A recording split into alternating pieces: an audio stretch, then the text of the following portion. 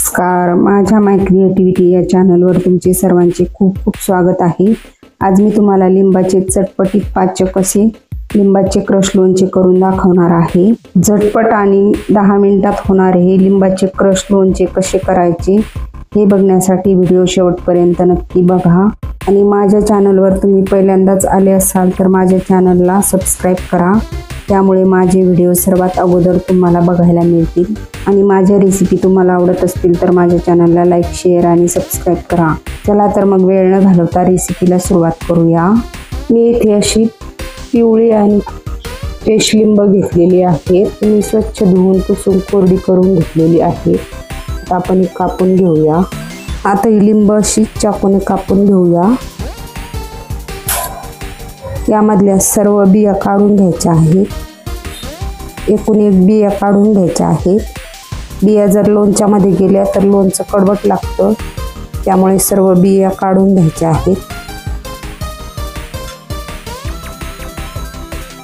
आणि याच्या बारीक बारीक फोडी करून घ्यायच्या आहेत। अशा 3-4 फोडी करायच्या आहेत, म्हणजे त्यामधल्या बिया सुद्धा आपल्याला पटकन काढता येतात। बघू शकता या पद्धतीने।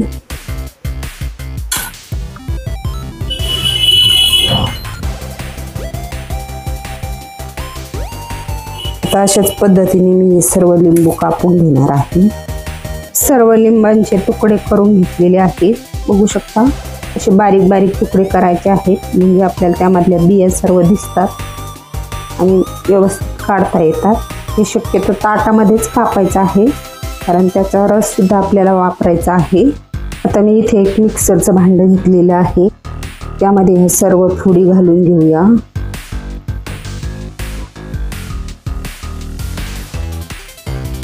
आणि त्यामधला रस सुद्धा घालून घ्यायचा आहे, म्हणजे लिंब व्यवस्थित वाटले जातात। आता आपल्याला हे जाडसर वाटून घ्यायचं आहे।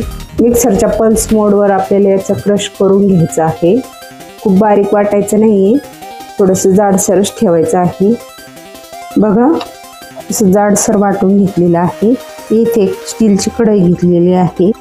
लिंबाचं लोणचं शिजवण्यासाठी स्टीलचीच कढई वापरा। दुसऱ्या धातूची वापरली तर ऑक्सिडेशनमुळे त्यामधला धातू लिंबाच्या लोणच्यामध्ये जाऊ शकतो, त्यामुळे शक्यतो स्टीलचीच भांडी वापरा। आता आपण हा लिंबाचा क्रश एका कपने मोजून घेऊया।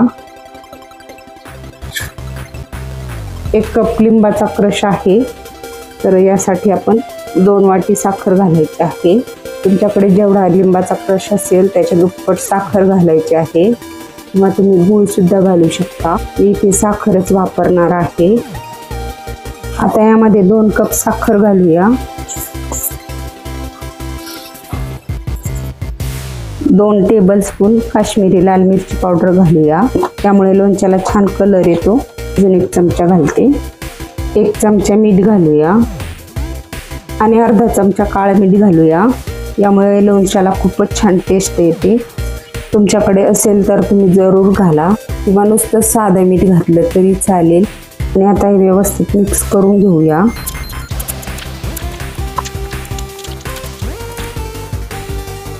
आता मी हे लिंबाचं लोणचं गॅसवर ठेवलेलं आहे। आता हे सारखं हलवत आपल्याला शिजवून घ्यायचं आहे। गॅसच्या हाय टू लो फ्लेमवर शिजवून घ्यायचं आहे। हे आता घट्ट जरी वाटत असलं तरी थोडंसं शिजल्यानंतर ते पातळ होतं। बघू शकता आता साखर विरघळलेली आहे। आपल्याला अधूनमधून हलवत शिजवून घ्यायचं आहे। बघा लोणचं आता असं ट्रान्सपरंट झालेलं आहे। आता व्यवस्थित शिजलं हे कसं ओळखायचं, थोडासा पाक हातावर घ्यायचा आहे। बघा अशी तार तुटते आहे।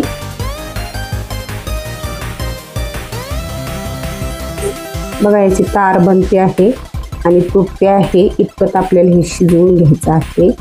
आणि बघू शकता अगदी छान ट्रान्सपरंट असा कलर आलेला आहे। आता आपण गॅस बंद करूया। यापेक्षा जास्त लोणचं शिजवायचं नाहीये, नाहीतर ते घट्ट सुक्क होऊ शकतं। अशा पद्धतीने केलेलं लोणचं अगदी वर्षभर छान टिकतं। आता आपण हे पूर्णपणे थंड करून घेऊया।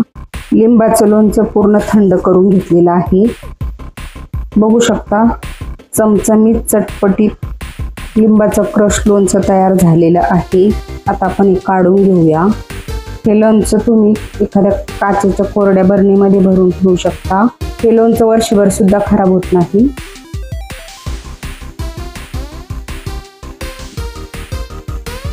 हे लोणचं तुम्ही काचेच्या स्वच्छ कोरड्या बरणीमध्ये भरून ठेवू शकता। आता हे लोणचं मी काचेच्या बरणीमध्ये भरून घेते।